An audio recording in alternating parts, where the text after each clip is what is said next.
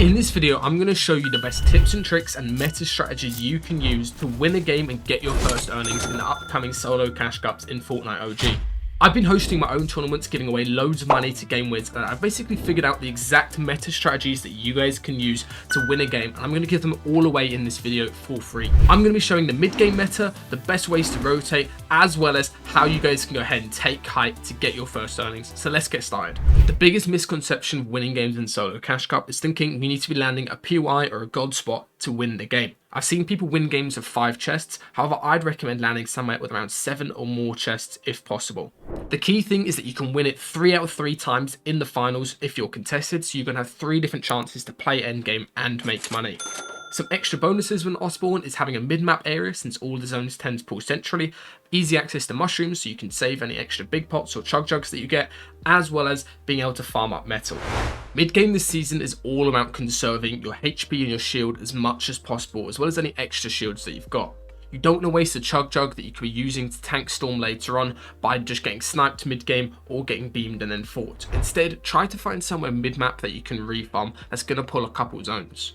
I'd recommend building in Salty, and you can also go ahead and refarm these metal things around the map to get quickly about 300 metal, or any of these brick buildings to get 400 brick if you need to. They're all good spots to refarm, and it's going to allow you to be really stacked going into the later zones. So after you've got to somewhere near the middle of the map that you can refarm, I'd really recommend staying here for the first 3 zones. Then, as you get to this point, which is 3rd zone, showing up to 4th zone, be ready to instantly rotate, which is one of the most useful skills you can have this season. The main reason is the zone is going to shrink by quite an amount compared to the previous zones, and you need to rotate early as possible to get deeper into this zone. How all of the first 6 zones work is they just shrink on, but this 3rd to 4th rotate is really crucial. You guys need to try to get as central as possible on this zone, so you're likely to pull the 5th as well as the 6th zone like this player does. As you can see, he catches this really nice early timing rotate. He blocks off loads of his angles of wood. He invests that wood early to get deeper in zone, knowing it's going to save a mats later on. So you can see here.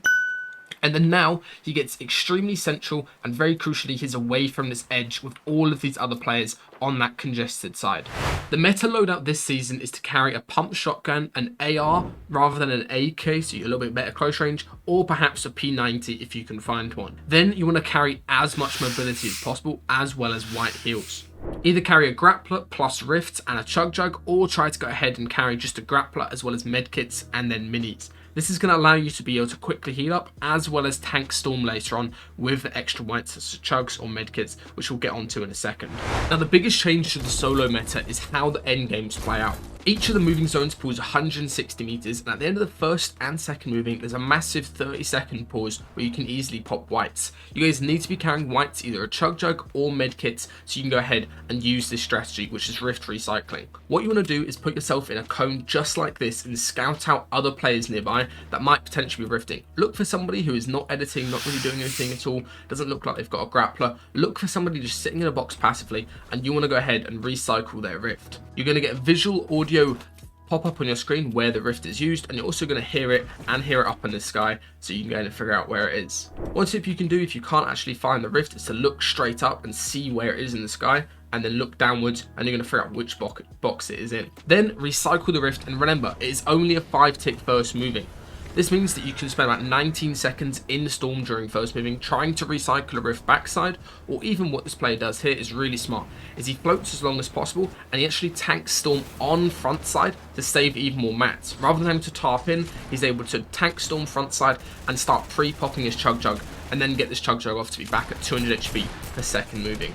On second moving, you want to do the exact same strategy, or if you still have rifts, you can just use one yourself. Get in a cone, scout people nearby, and look for somebody using a rift. Oftentimes when people use it on a wall like this, you can just run into the wall without having to tank storm and then be able to float into the zone.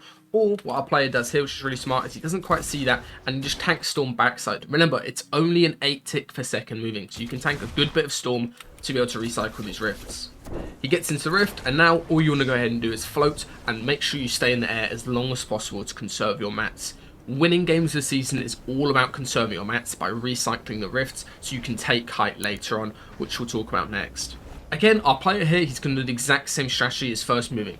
He lands on Frontside as much as possible, and even tank Storm to take away the risk. A lot of times people will rift and then dive in a spot with loads of other people. That's just going to get you killed. Instead, try to tank Storm Frontside, especially if you have whites that you're going to pop like he does here. Pops the chug and he's in the end zone, and he's going to have this massive pause where he's going to be back at 200 HP and start thinking about how he can win the game during third moving. You're not always going to be able to recycle a rift on second moving, and you're oftentimes going to have to rely on using a grappler to rotate. If you guys don't have a grappler going in game, you need to look for somebody who has died on first moving and either try to tank Storm like this player does to get that grappler, or just carry one the entire game and save at least 10 charges for these later zones. Now, when it comes to using the grappler, it's really important that you guys don't just go out the front of your box. Instead, come out the side wall every single time you grappler. So instead of editing out the front onto this cone where there could be a player sitting in it when there's a load of players front side that can hold you, instead go out the side to the edge of Storm and try to ideally stick to an edge that you're playing throughout the entirety moving. Then you want to go ahead and burn through some grappler charges to save your mats, and make sure every time you box up, you build a little bit of space so you don't get jumped in on by another player. Now you should be into the end of second moving, and there's again a massive 30-second pause. What you guys need to do is start thinking about how you can win the game from this position, either by taking height or by getting a refresh and having enough mats to go ahead and survive till the end of zone.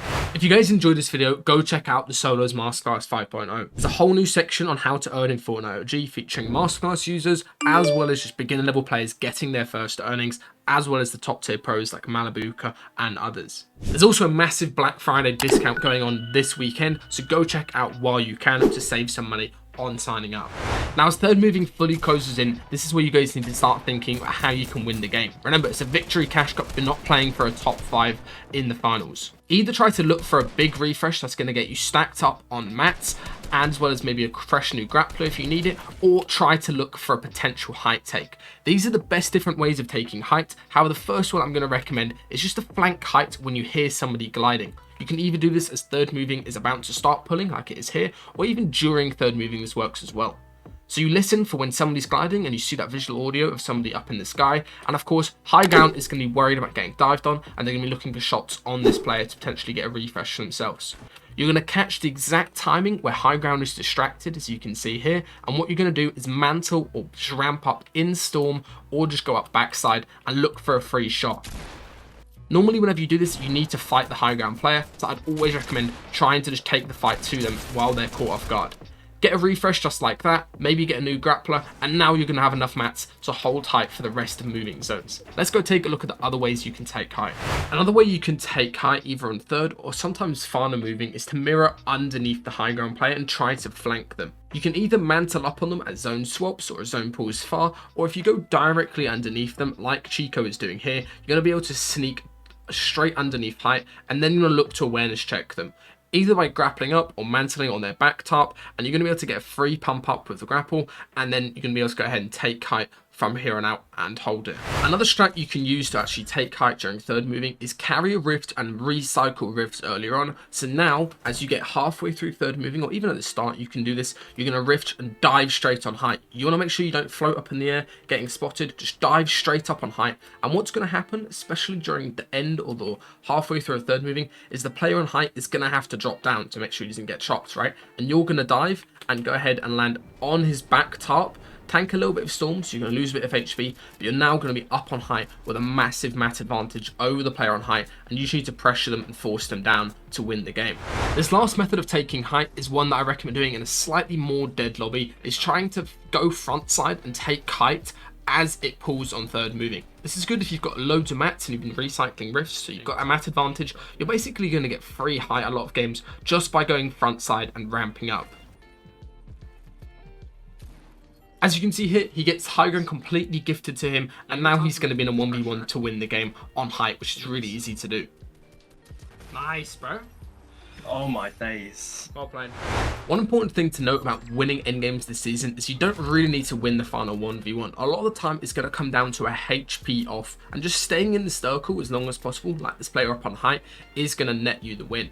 Everybody is going to be low HP, there's no siphon, and there's basically no whites you can pop at this point in time, apart from maybe a campfire or a bandage. Everybody else pops their chugs and their medkits earlier on, and you can't really get those heals off during endgame. Just stay in the circle as long as possible, and you're going to win the game, especially if you're above like 50 HP, you're pretty much guaranteed to win.